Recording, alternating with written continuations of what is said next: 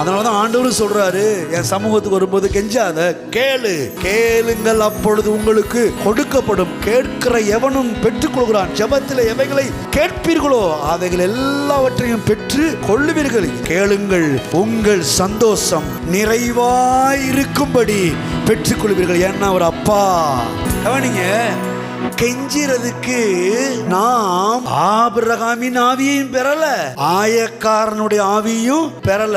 ஆபிரகாமின் ஆவி என்ன? ஆண்டவரே, தூளும் சாம்பலுமாயிருக்கிற அடியேன் பேச துணிந்தேன். அது ஆபிரகாமினுடைய ஆவி.